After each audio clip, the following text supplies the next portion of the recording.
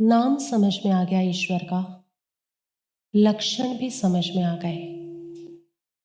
जीवन के हर दुख का, जीवन के हर संघर्ष का, जीवन की हर तकलीफ का, जीवन के हर कंफ्यूजन का कोई समाधान है तो वो ईश्वर में है। तुम देवों के पास समाधान मांगने जाते हो, आई रियली डाउट। तुम भगवानों के पास समाधान मांगने जाते हो, they never give. I don't doubt them, but they never give. ईश्वर के पास समाधान है, लेकिन उस ईश्वर से कनेक्ट कैसे किया जाए? हाउ? स्वाभाविक नेक्स्ट क्वेश्चन कम्स, कैसे? शेरावाली माँ के सामने एक दिया जला ले, ज्वाला जी के सामने जाकर कुछ मन्नत मांग ले? नहीं। उस ईश्वर के साथ यही कनेक्ट हो सकते हो, तुम जहां हो वहीं कनेक्ट हो सकते हो।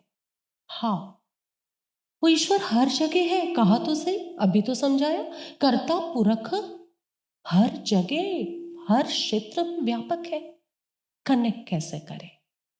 और उसी का जवाब भगवान नानक देव देते हैं पहली पौड़ी के अंदर।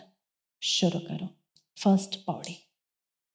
सोचै सोच न होवै जे सोची लखवार, चुपै चुप न होवै जे लाए रहा लिवतार, भुखिया भुख न उतरी जे बन्ना पुरिया पार, सहज सियाणपा लख होए तां इक न चले नाल, किव सचियारा होइए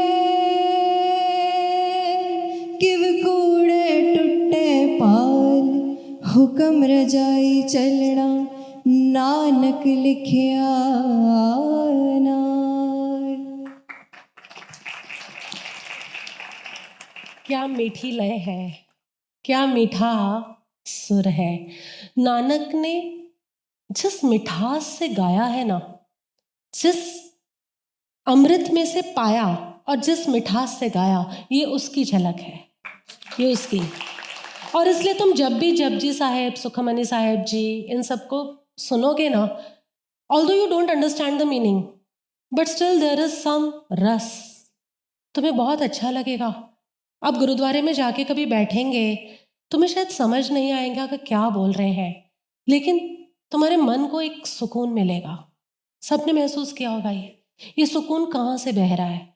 जिसने गाया है ना, उसने अमृत चखा है ईश्वर के रूप में, और उस अमृत को चखने के बाद, चख कर ही इंसान मदोन्मत्त हो जाता है, पीने की तो बात ही छोड़ो, चखने के बाद जो कुछ भी गाया है वो इन शब्दों में हमने पाया है।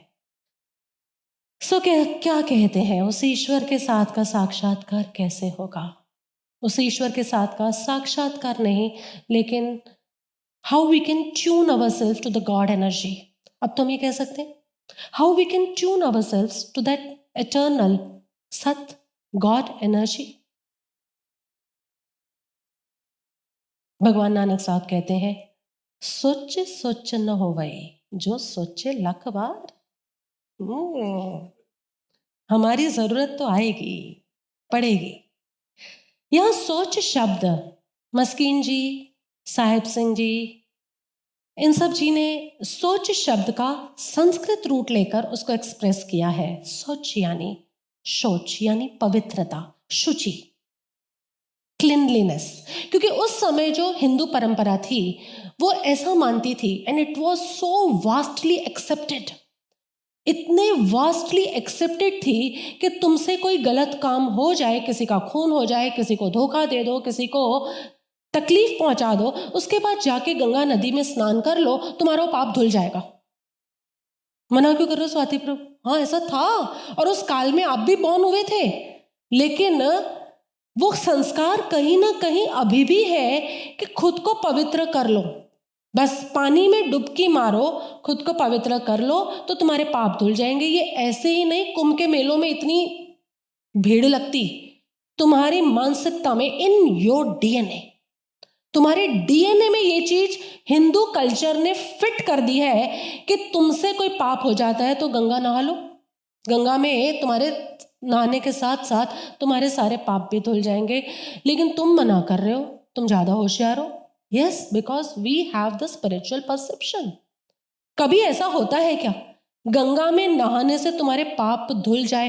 हाँ, यदि कोई बताने वाला हो कि क्या विधि है तो पाप धुल सकते हैं। इसलिए यहां पहले ही पंक्ति में भगवान नानक देव जी कह रहे हैं, सोचे सोचे न होए।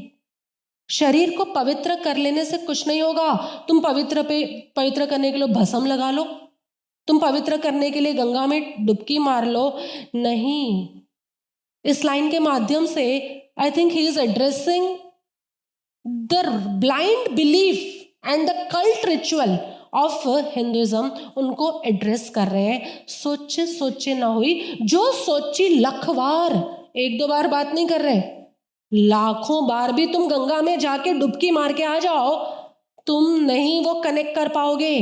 कहा तो दूसरी बात, चुप्पे चुप्पे ना हुई, जे लाई रहा लिवतार। अब ये दूसरी लाइन में ही is addressing the monks, the Buddhist monks who are doing meditation. तुम चुप हो जाओ, आंख बंद करके बैठ जाओ, तुम भीतर से नहीं खाली हो सकते। तुम लाख बार चुप हो, लेकिन तुम भी जानते हो मन कहाँ है। इनफैक्ट तुम कहोगे आंख खोल कर तो मन इतना नहीं भटक रहा था, लेकिन आंख बंद करते ही मन भटकना शुरू हो जाता है। यस और नो? एक्सपीरियंस है कि नहीं है? तो इन्होंने सेकेंड लाइन के अंदर भगवान नानक जी सब ध्यान करते हुए लोगों को एड्रेस कर रहे हैं और कह रहे हैं कि बस तुम ऊपर से चुप हो जाओ, उसकी कोई बात नहीं। हाँ, बुद्ध की तरह समाधि में जाओ, उसकी बात है। चुप होना अलग बात है और समाधि में जाना एकदम अलग बात है। और जो समाधि में जाता है उसको, वो फिर चुप है कि बोल रहा है, डजंट मैटर एट ऑल। उसकी आंखें खुली है कि बंद है, doesn't matter at all. Do you know why? Yes, we all know. चुप चुप्पे न हो गई, चुप रहने से नहीं होगा। जे लाई रहा लिवतार, तुम लय, लाई मतलब लय, लय लगा के बैठे रहो, एकाग्र लवतार यानी एकाग्र समाधि में, सो कॉल्ड ऊपर ऊपर की समाधि में जा रहे हो, उससे भी नहीं होगा। तो थर्ड लाइन में कहते हैं, भूखिया भूख न उतरी, जे बनना पुरिया भार। थर्ड लाइन में पूरे वर्ल्ड की मटेरियलिस्टिक चीजों को अपने पास ले लेने के बाद भी तुम्हारी भूख, तुम्हारी तृष्णा कभी भी खत्म नहीं होती, ऐसे मटेरियलिस्टिक लोगों को कह रहे हैं। पहले में किसको कह रहे हैं? जो ब्लाइंड रिचुअल्स को फॉलो कर रहे हैं, उन लोगों को कह रहे हैं कि उससे नहीं होगा, गेट इट आउट। जड़ क्रिया नाम तुमने सुना है? कुछ कुछ श्रीमद जी याद आ रहे हैं, मुझे तो पूरे वही याद आ रहे थे इस लाइन के अंदर कि अरे हाँ, जड़ क्रियावादी से नहीं होगा। तो दूसरा कहा ध्यान की भी जड़ क्रिया से नहीं होगा। तो तीसरा कहा कि उस अनंत ईश्वर का जो ऐश्वर्य है, जो दुख रहित होने की घटना है, वो संसार की सारी संपत्ति को इकट्ठा कर लेने से भी नहीं होगी। भूखिया भूख न उतरी, भूखिया यानी जो तृष्णा के भूखे हैं, और चाहिए और चाहिए, कितना भी हो इट इज नेवर एनफ। ऐसे भी तो लोग होते हैं ना, कितना भी हो नेवर एनफ, और। तो उन तृष्णा की, उन कामनाओं की भूख न उतरी, जो बनना पुरिया भार, पूरे लोक की वेल्थ भी उनको पकड़ा दी जाए। पुरिया मतलब पूरे लोक की, पूरा लोक, उसकी भी वेल्थ उनको पकड़ा दी जाए ना, तो भी वो ईश्वर जैसे निर्भाव निर्वैर नहीं हो सकते। पूरे वर्ल्ड की वेल्थ किसके पास होगी? पार्थ भी कह रहा था कि टिम कुक के पास कुछ ऐसा है। पार्थ जी हाँ नहीं है, ओके हाँ बेटा, टिम कुक की वेल्थ का वो तुम कुछ कर रहे थे, तो तुम कुछ बता रहे थे कि पूरे विश्व के, नहीं शायद पूरे यूएसए के पास जितनी फंड्स हैं उससे ज्यादा कैश फंड्स इनके पास है, एप्पल के पास, तो टिम कुक के पास या व्हाटएवर उसके पास होगी। But do you think is निर्भय निर्वैर? उसको सैमसंग भी भयभीत कर सकता है, इजंट इट? निर्वैर उसका कोई कॉम्पिटिटर नहीं है क्या? नहीं, ऐसा नहीं है। पूरे विश्व की भी वेल्थ आ जाए ना, ये रॉयल पीपल जो ब्रिटेन के हैं, पूरे विश्व जितनी वेल्थ होगी ना, 700 करोड़, 800 करोड़, 7,000 करोड़, मेरे को तो समझ नहीं आता उसमें कितने जीरोज होते हैं, and still those people are committing suicide. Why? कुछ है भीतर, तकलीफ है, क्योंकि उन्हें वेल्थ कितनी भी बनना पुरिया पार भार सब कुछ पकड़ा दिया, फिर भी because their consciousness is not in tune with the god consciousness, they can never have a good life, they can never have the happy life. तो चौथी बात करी, सहस स्यापा लख होए ताइक न चले नाल। सहस स्यापा, अरे स्यापा डाला है बोलते हैं, यानी दुनिया भर की इंटेलेक्चुअल विजडम इकट्ठी कर लो। शुष्क ज्ञानियों को बोध है यहाँ इंटेलेक्चुअल विजडम, हर चीज के बारे में उन्हें नॉलेज है। तुम एप्पल की बात कराओ तो बोलेंगे, तुम मॉल्स की बात कराओ तो बोलेंगे, तुम फैशन की बात कराओ तो बोलेंगे, हर चीज की दुनिया भर की नॉलेज है उनके पास। शास्त्रों की बात करो तो वो भी बोलेंगे। लेकिन भगवान Nanak Dev ji strictly, straight up, loudly says, सहस स्यापा, हजारों विषयों में तुम्हारी मास्टरी हो, फिर भी तक न चले नाल, कुछ ना होने वाला उससे। एक जो एक है ना, उसे एक ईश्वर का एक अंश मात्र भी अनुभव नहीं होता। So what, you have lot of knowledge, so what, how does it matter. 4 line और 4 बातें करी। पहली जड़ क्रियावादियों के लिए, दूसरी सो कॉल्ड ध्यानियों के लिए, सो कॉल्ड, तीसरी मेटीरियलिस्टिक वेल्थ होल्डर्स के लिए, और चौथी शुष्क ज्ञानियों के लिए। इन चारों में से किसी को भी ईश्वरीय ट्यूनिंग नहीं होगी। तो अब 5th लाइन में क्वेश्चन उठता है, 5th लाइन क्वेश्चन, किव सचियारा होइए किव कूड़े तुट्टे पाल। गाना एक बार इसको। दिव सचियारा होइए किव कूड़े टुट्टे पाल, हुक्म रजाई चलना नानक लिखिया नाल। मोस्ट इंपॉर्टेंट लाइन है ये 5th लाइन, किव सचियारा होइए। 2 क्वेश्चंस पूछे हैं। किव मतलब कैसे, सचियारा यानी उस ईश्वर वाला, उसका यार कैसे बनूं। सचियारा, लो तुम्हारे लिए और इजी कर दिया, उस सत्य का यार कैसे बनूं। How I be friend with that God, how I get in sync with that God, how I get my consciousness tuned to that one eternal God. कैसे, किव सचियारा होइए किव कूड़े तुट्टे पाल।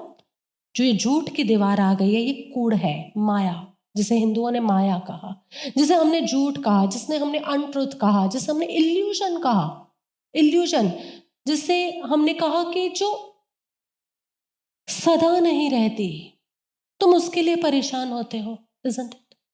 तुम परेशान किसके लिए होते हो, जो सदा रहता है उसके लिए, या जो थोड़ी देर के लिए, थोड़े टाइम एंड स्पेस में तुम्हारे पास आता है उसके लिए।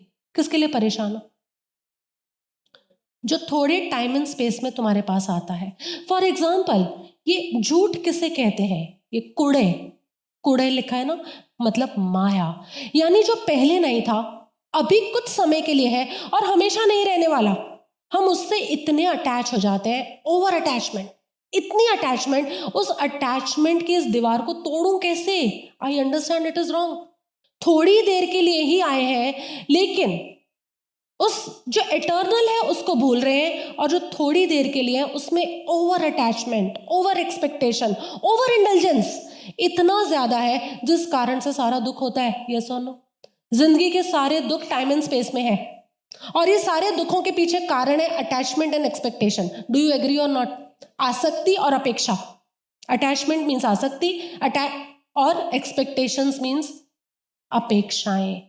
तो ये जो अपेक्षाएं और आसक्ति हमारे भीतर आ गई है कि वो कूड़े तुट्टे पाल, जो लिमिटेड टाइम एंड स्पेस में है। कूड़े मतलब माया, माया मतलब जो लिमिटेड टाइम एंड स्पेस में है, उसके प्रति हमारी जो अटैचमेंट और हमारी जो एक्सपेक्टेशन आ गई है, इसकी दीवार कैसे दूर हो। पाल मतलब दीवार।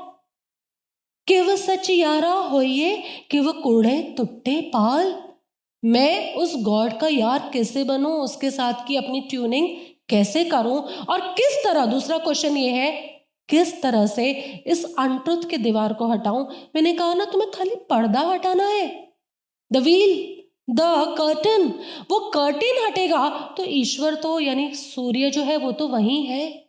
ईश्वर को लेने नहीं जाना, क्योंकि उसे पुरख कहा है, वो हर जगह है। तुम जहां हो वहां ईश्वर है, लेकिन हाँ, बीच में लेयर ऑफ आसक्ति एंड अपेक्षा, एक्सपेक्टेशन एंड